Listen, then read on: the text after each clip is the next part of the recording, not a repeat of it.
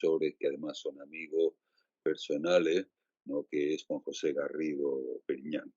Juan José es profesor contratado doctor, aquí de la Facultad de Sevilla, miembro de nuestro grupo de investigación, miembro del archivo Heidegger, eh, y como dice Fernando, ahí me lavo las manos, claro, no quiere que se le presente mucho y además casi todo lo conocéis.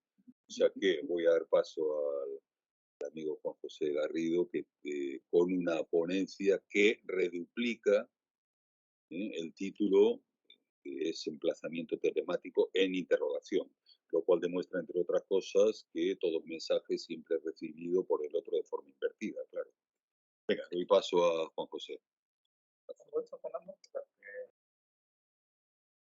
Voy a ponértelo. Hola, ¿se me escucha? Sí, ¿no? Bueno, dicen que es de buen nacido ser agradecido, ¿no? Pues entonces, agradezco a José Ángel y a Fernando en concreto su interés y el esfuerzo que han hecho para que esta actividad, que estuvo parada durante un tiempo, ¿no? Por la COVID y demás, pues se vuelva a renacer, ¿no? Un foro que considero importante, un foro de orientación psicoanalítica, aunque ya vemos que no todos son psicoanalistas, ¿no? Ante una sociedad cada vez más embrutecida, ¿no? Y en el caso, por ejemplo, del cientificismo y el aumento que tienen las tendencias de la neurociencia y demás, ¿no? El psicoanálisis en ese concreto es una clara resistencia ante esa tendencia de encontrar una sede fisiológica pues, en las patologías, ¿no? Que de alguna manera nos acechan a todos, ¿no? Eh, el título es algo paradójico, pero no he querido ser paradójico, sino simplemente cuando Fernando me propuso el tema, me quedé a cuadros, honestamente. Entonces no sabía qué decir. Emplazamiento telemático y dije, Dios mío, no sé qué voy a decir. Tengo que decir que una vez que compartió conmigo Fernando en concreto, pues digamos, el prólogo o el texto que justificaba, pues entonces ya sí que se me quedaron claras las cosas. Entonces lo que he hecho es para no liarme mucho y no demorarme, ya que tenemos como máximo media hora, es escribir un texto corto y no muy cargante, creo. Eh, bastante sencillo. Ahora no sé si la impresión que tengo yo de la sencillez va a resultar en su contrario una vez que he recibido en el otro, ¿no? Así que voy a proceder a leer. Creo que le da un tono, digamos, pensado para ser oral, ¿no? Así que espero no aburriros. Pues empiezo, ¿vale? Procedo. No sabía ciertamente qué decir y por eso mi ponencia lleva un título que no es más que una pregunta. Esta pregunta cuestiona por el motivo central de este congreso, es decir, cuestiona su propio acto movilizador. ¿Emplazamiento telemático? Al principio, cuando uno de los organizadores me propuso el título, debo decir que me sorprendió a causa de la complejidad de este. Como he leído a Heidegger y también algo de Lacan, los neologismos no me asustan. Al emplear el término emplazamiento, nos ponemos en situación bajo la demanda interrogativa que nos acecha para que pensemos acerca del lugar en el que nos queremos colocar, situar o habitar. Un emplazamiento sirve para habitar y situar. ¿Qué es lo que situamos? Muchas cosas, supongo, pero entre tantas podríamos decirnos fronteras, líneas subjetivas de intimidad y exterioridad, espacios de convivencia o incluso un Estado con su poder territorial. El poder territorial de un Estado es un emplazamiento, o al menos yo lo entiendo así. Si además le colocamos este rótulo, emplazamiento, el epíteto telemático, el asunto se vuelve mucho más turbio, porque la telemática hace referencia a un sistema de comunicaciones que se lleva a cabo al socaire de dispositivos tecnológicos hoy altamente sofisticados como los smartphones, las redes sociales o todo el conglomerado de lo que podría llamar armas de comunicación masiva. Miguel justamente eh, me ha precedido y ha expuesto todo un catálogo excelente de lo que son esos sistemas de comunicaciones, ¿no? Bueno, pues me surgen varias preguntas. Por ejemplo, ¿puede el ser humano buscar un emplazamiento en un mundo sostenido bajo coordenadas telemáticas? Y si lo encontrara tal y como parece, qué consecuencias tiene para su formación, su subjetividad o para la vida en común? Estas dos preguntas son muy arduas. Una respuesta pormenorizada conllevaría ocupar bastante tiempo en la brecha del pensamiento, estudiar el desarrollo de la telemática, por ejemplo, cuál es su génesis, su complejidad, ¿no? Etcétera, ¿no? Pero yo me he dedicado hace más de una década a la filosofía. Puedo decir que me encuentro a gusto cuando ejercito el pensar, a veces, porque otras veces el pensar provoca los dolores del parto, como decía Nietzsche. Si me ofrecen un título como emplazamiento telemático, yo me pregunto rápidamente por las condiciones que hacen posible el habitar humano, su emplazamiento en el mundo. Y aquí formulo una pregunta que es la principal de mi texto. ¿Qué es lo que hace que podamos encontrar una dimensión hospitalaria a fin de hacer la vida posible? Vamos a cuestionar, pues, por la dimensión hospitalaria a partir del tema del emplazamiento. Si lleva, ahora ya voy a empezar a citar a Freud, algo de Lacan, ¿vale? O sea, que me quiero comprometer algo, quiero comprometer mi decir con el psicoanálisis, a pesar de que no soy psicoanalista, hacer el psicoanálisis desde la filosofía, es decir, desde la teoría, y de alguna manera hacer el psicoanálisis de mentira, puesto que no tengo la práctica, ¿no? Y un psicoanálisis sin práctica es, a mi modo de ver, no un psicoanálisis, o un medio psicoanálisis, o un... Bueno, en todo caso, valga mi condición de extranjería, que voy a resaltar también aquí hoy. Si lleva razón Freud, uno de los instrumentos que favorecen la vida humana es la cultura, que ofrece inmunidad y protección ante la difícil tarea de la pervivencia. Cuando un grupo de seres humanos levantan sus brazos y marcan una línea que diferencia su territorio del otro, construyen un emplazamiento. El emplazamiento está en la diferencia con vocación de frontera. Hasta aquí somos nosotros, hacia allí vosotros, el otro, lo otro, ¿no? Este emplazamiento cumple una función reguladora de la subjetividad, al proporcionar identidad frente a lo otro. Se puede decir que puedo emplazarme en un lugar gracias a un intercambio primario con el otro, que es extraño, furtivo o extranjero. El emplazamiento habita en la línea imaginaria que escinde el yo y el otro. Freud, como creo entender, pensaba en el carácter fructífero que tiene para el ser humano estas líneas fronterizas, porque servían a modo de restricciones, leyes o límites. Una vida implicaría, se quiera o no, barbarismo, la sumisión con la que Lacan, por ejemplo, interpreta el imperativo sadiano de goza. Y aquí radica el punto de unión entre emplazamiento y telemática. En un emplazamiento telemático, los límites se difuminan, haciendo que los existentes sean proclives al rechazo de todo límite. Cuando esto ocurre, nos entregamos a la imposibilidad de fijar una dimensión simbólica para que la vida sepa qué hacer o cómo desarrollarse con deseo. Claro, el caso de Sade es el exceso de deseo, que es el goce, mata el deseo, curiosamente, o la subjetivización del deseo. Es una paradoja muy clara. Las fronteras son los significantes de los límites, de toda limitación, pudiendo provocar en nosotros inhibiciones.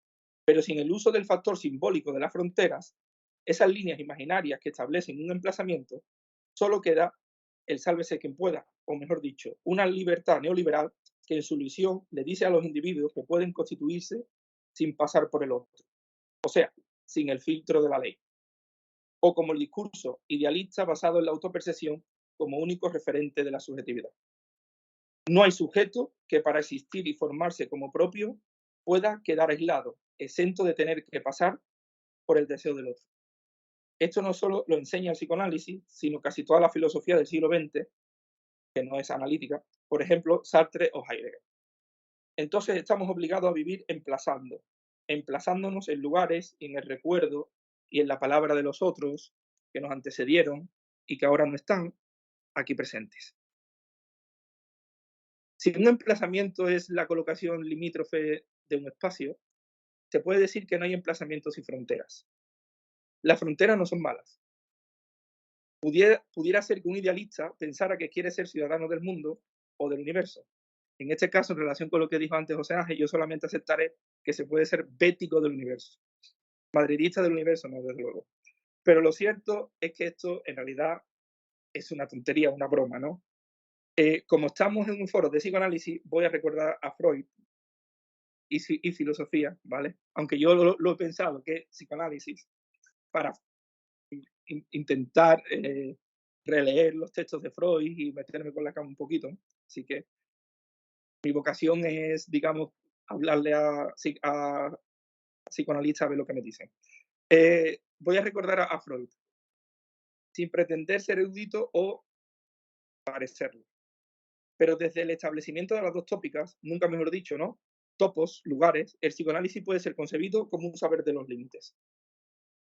Si Kant propuso la crítica de la razón pura, a fin de escudriñar lo que puede o no ser conocido, con su tan conocida división entre fenómeno y noúmeno, Freud estudió la psique mediante el concurso interrelacional de al menos tres instancias. Por ejemplo, la segunda tópica las denominó ello, yo superior.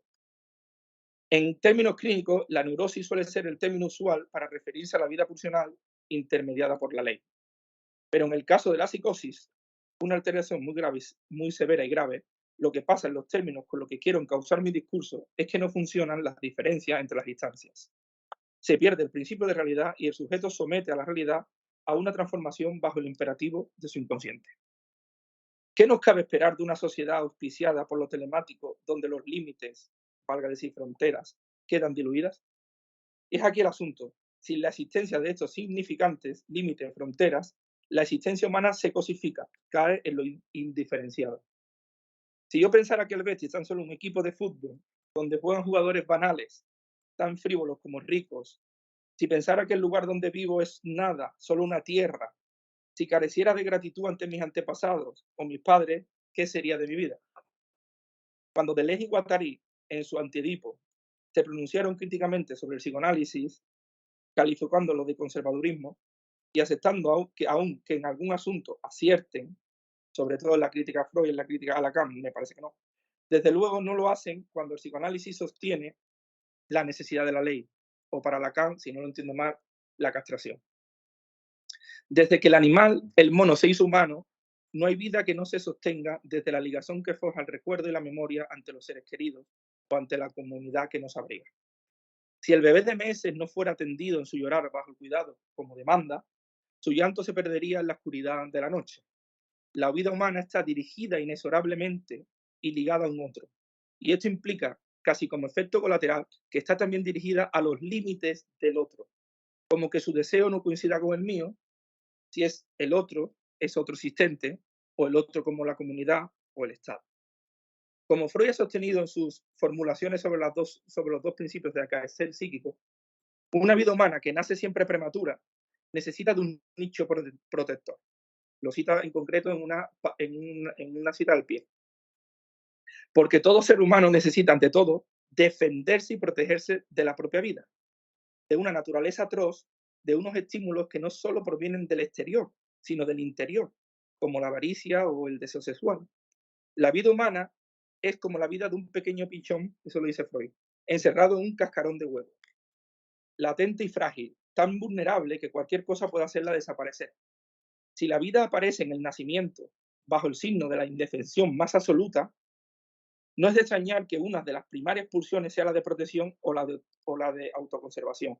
Quiero recordar, cito de memoria, que más allá del principio de placer, dice que el odio es más antiguo que el amor, sí, precisamente porque el amor, el odio es la experiencia de defensa ante lo perturbador. El ser humano no construye barreras o emplazamientos porque le dé la gana. Lo hace porque debe responder a esta condición de vulnerabilidad radical en la que es situado como Dasein o existente o como arrojado al mundo. Ahora bien, también existe un peligro, y esto es lo que voy a enfatizar. El peligro es la absolutización de la pulsión de defensa o de autoconservación, que como se verá acabará tributando en la pulsión de muerte y sus impulsos consecuentes, hostilidad y violencia. La hostilidad y la violencia se ejerce hacia un otro y hacia uno mismo, autodenigración, suicidio, o sea, una gama que el psicoanálisis explora. Ninguna frontera que sirve como lugar de emplazamiento debería olvidar que toda vida nace desarraigada, en condición extranjera. Pues nadie es dueño de su nacimiento, nadie elige sus orígenes, nadie nos pide cuenta para nacer. Esas son cosas que sabemos todos, pero que olvidamos. Esta es la razón principal por la que el impulso de establecer diferencias, como lo hacen las fronteras, no pueden señorearse frente a este carácter extranjero en el que anida toda vida humana. Esto significa, esta es la clave que quiero dar, esto significa que las fronteras o los límites o las leyes que permiten los emplazamientos deben ser porosas. Las fronteras deben ser porosas, deben dejar que lo otro, lo extraño y extranjero, tenga su lugar.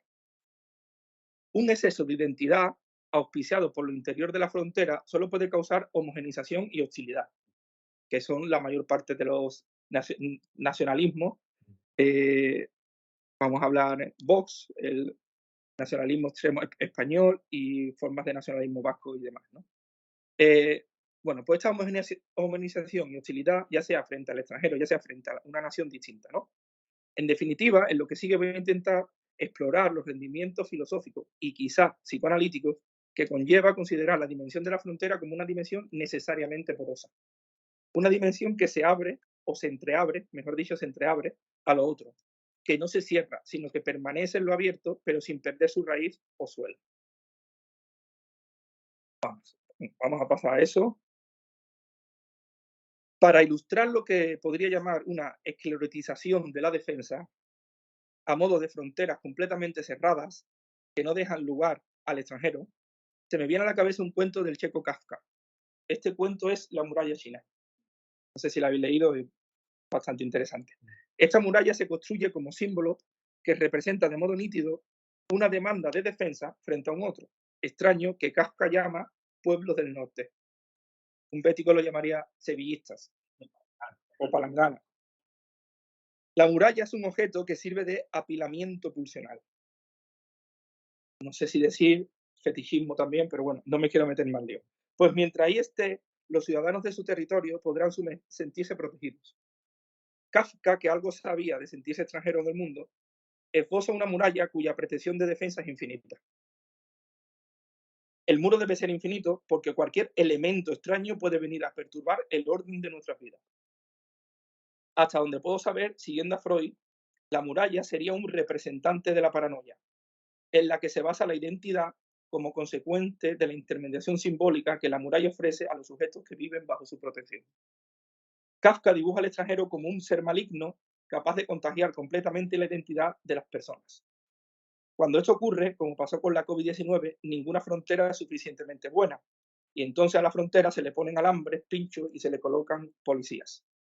La muralla china es una frontera infértil, bárbara, que no deja transferir la palabra del otro y no favorece el intercambio, la comunicación con el extranjero. Una frontera así solo encuentra su razón de ser en el autorreconocimiento. Y esto debe excluir necesariamente la función imprescindible de la diferencia. Ahora bien, pregunta, ¿qué es una identidad que excluye las diferencias? ¿No nos forjamos identidad si no es con el efecto de la diferencia que proviene del otro? Uno de los peligros de esta forma de construir un emplazamiento mediante el despliegue de una identidad sin cobijo para las diferencias sería la versión totalitaria del fascismo. Recordemos el delirio nazi de la contaminación racial.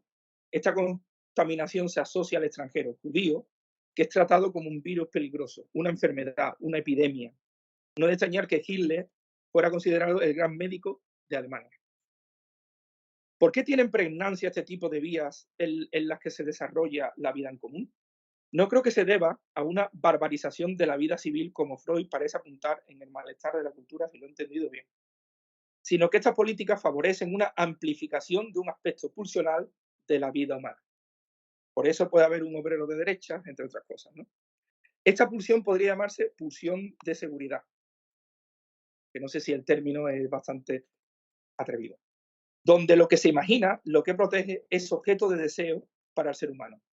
El escudo, las armas, el ejército, las mascarillas, las banderitas. Es la tesis de Hobbes. El miedo a la muerte y a la guerra, ocasionada por el estado de naturaleza, hace que los sujetos prefieran la esclavitud a la libertad. Protegiendo la vida, nos mostramos que podemos con lo extraño con un mundo cruel. Y esto es susceptible de un principio de placer, el deseo de la muralla, el deseo del muro, el Donald Trump, es el deseo convertido en objeto. Y ahora otro texto que estaba leyendo últimamente a Kafka, hay otro texto de Kafka que es un cuento, el cuento, como el otro, que es La guarida. Proyecta una situación que puede resultar inverosímil, pero que no está lejos de la realidad. Ese animal, protagonista del cuento, en un intento furibundo por aislarse del mundo, se obceca en construir una guarida hogar con el objeto de no entrar en contacto jamás con el otro. Pero la clave que Kafka enfatiza es que este personaje nunca logrará su finalidad. No hay guarida posible en la tarea ardua de la vida. Preguntas, más preguntas. Es decir, estoy formulando preguntas que realmente no sé si voy a contestar. ¿Acaso es que lo extraño perturbador que la guarida intenta neutralizar no reside en las entrañas del personaje? O sea, no está en nosotros. ¿No está lo radicalmente extraño habitando ya en nosotros mismos, en nuestra extraña interioridad? ¿No fue Freud quien mostró que la carga pulsional del sujeto, siendo propia, se revela la más de las veces como una potencia extranjera? Como cuando se reconoce un deseo inconsciente. Y ahora, por último, voy a terminar. Voy a explorar la cara oculta de lo extraño que habitamos. Y con esto daré fin a esta charla.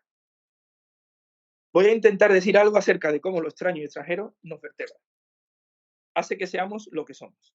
No es cuestión de empezar desde la atalaya de un buen idealismo, porque los seres humanos no son solo sociales, son logo en politicón, como pensaba Aristóteles, sino que están vertebrados, o como se ha visto, por pulsiones de conservación que van a la contra de la capacidad de unión, en contra del establecimiento del vínculo social.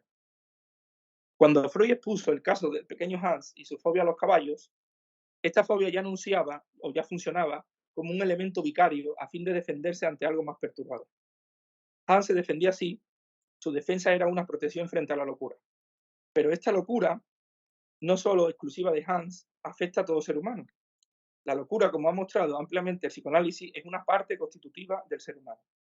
Portamos la locura como tenemos brazos, siempre nos acompaña en ligación a nuestro ser. Si nos fijamos, el emplazamiento de la locura sirve, al igual que la frontera, como otro intento más de protegernos ante lo irracional, el desquicio o lo excesivo en la vida. Yo no soy un experto ni tengo experiencia clínica, solo leí a Freud y algo de Lacan. Es decir, he leído más a Freud que a Lacan.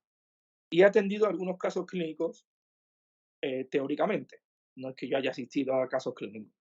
Desde esta situación solo puedo decir que lo que hoy se llama patología mental, auspiciado por el significante banal salud mental, no estaría causado porque los mecanismos defensivos de la psique se vieran menguados, sino por un excesivo endurecimiento de estos mecanismos de defensa, presentados al modo de la inadaptación a las circunstancias.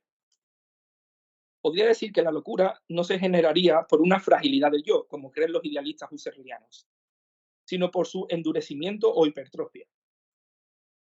Cuando un pequeño tiene pesadilla y sueña sobre una serpiente salvaje, la serpiente es el representante del carácter excesivo, bueno, puede ser, ¿no? Entre otras cosas, y por tanto, aterrador de la pulsión. Si esto es verdad, si esto que digo tiene algún sentido, entonces el extranjero, como vicario de lo extraño, no viene de afuera, sino que está en mí. Es el extranjero que atraviesa mi existencia misma. Lacan se refirió, para poner un ejemplo, al cuerpo como esta potencia extranjera, que es lo más íntimo, como extimidad.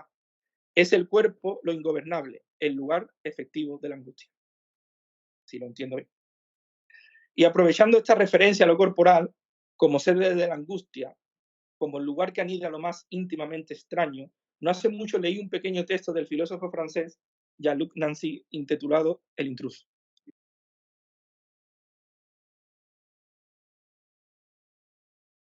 El texto es muy bueno. Nancy fue operado del corazón y trasplantado. Años después del trasplante escribe ese texto cuya naturaleza afectiva es lacerante. Uno sabe que el corazón es una parte del cuerpo, también sabe que aun estando correlacionado con otras partes, el corazón es un ingobernable, pues no podemos, la más de las veces, controlar sus latidos. El corazón late porque él mismo quiere. Hay situaciones en las que escuchar tus propios latidos puede generar pánico. ¿Por qué? Bueno, por muchas razones. Hay que entender al singular, ¿no? Pero una de ellas puede ser que el corazón se vive como un extraño que habita en mí. Por esta razón, Nancy escribe el texto El intruso. No me resisto a decir algo acerca de lo que se dice en el oído texto de Nancy. Es poco lo que digo, ¿vale? Porque ya me queda poco. El corazón trasplantado es una metáfora que simboliza creando un nuevo sentido en lugar del entre, donde anudan identidad y extranjería. En ese entre se origina la porosidad de un intercambio. Nancy tenía un corazón suyo, el de nacimiento, pero este dejó de funcionar. Así que para vivir tenía que aceptar el corazón de otro. La extranjería era la condición de posibilidad para que pudiera seguir existiendo. Si el entremetimiento de lo otro se llama intrusión, para Nancy el intruso no debería ser causa solo de angustia, sino la posibilidad de experiencia de un nacimiento, de un volver a la vida. El corazón extraño hace que la vida vuelva a la vida, que la vida vuelva a la vida. Como es sabido por los médicos, yo no lo sé tanto, para que el cuerpo acepte el corazón otro, el sistema inmune del trasplantado debe quedar a mínimos, debe ser debilitado. De lo contrario, el paciente puede sufrir una crisis de rechazo. El rechazo es el representante del endurecimiento de las fronteras, como dije antes. Si uno quiere que, si no quiere que haya rechazo, la defensa debe ser porosa y adaptativa. Tiene que ser acogedora para que el corazón extranjero sea incorporado al sistema corporal. Pero hay que pagar cierto precio, como Nancy recuerda. Este filósofo nos dice que cuando se vio debilitado en términos inmunológicos, surgieron enfermedades nuevas que estaban incubadas en su propio cuerpo, como virus dormidos que habitaban su cuerpo, pero que antes del trasplante estaban neutralizados. Nancy relata que estos virus, antes inermes, se revelaban como potencias extranjeras internas propias que habitaban su cuerpo, el del nacimiento. ¿Qué lesión podríamos rescatar de este testimonio? Y con esto termino. Bueno, aquí podría decir mucho, pero como el tiempo es el tiempo y además tampoco he tenido tanto tiempo, valga decir, para poder preparar todo esto, pero me ha surgido a raíz de haber escrito esto, pues muchas más preguntas, ¿no? Entonces quizás en un futuro pues lo desarrolle más. Debo decir que el tema me parece muy fructífero para sacar esbozos comprensivos sobre política, democracia, condición social, incluso hablar de economía. Pero solo puedo decir algo en relación con el emplazamiento. La metáfora del corazón sirve para que nos preocupemos en colocarnos en emplazamientos que sean adaptativos y favorezcan los procesos de inclusión o acogida de integración de lo otro, lo que está por venir, lo inverosímil y lo extraño. La hospitalidad del emplazamiento debe construir identidad, porque una hospitalidad a seca es un caos y una identidad sin hospitalidad solo implicaría exclusión, violencia y muerte. ¿Sería lo telemático aquella instancia extranjera que vendría a desarticular los intentos de emplazamientos que el ser humano construye? Parece ser que sí. Por eso no es pertinente negarlo, provocar una defensa absoluta que acabe en una política del rechazo por bandera. La lesión del corazón de Nancy, como quiero atisbar, radica en que lo extranjero hace posible la vida, porque hace posible la porosidad de la defensa o de la frontera, haciendo posible el anudamiento entre hospitalidad e identidad.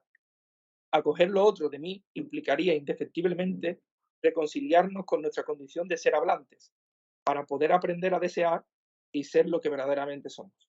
Así que gracias, con esto termino.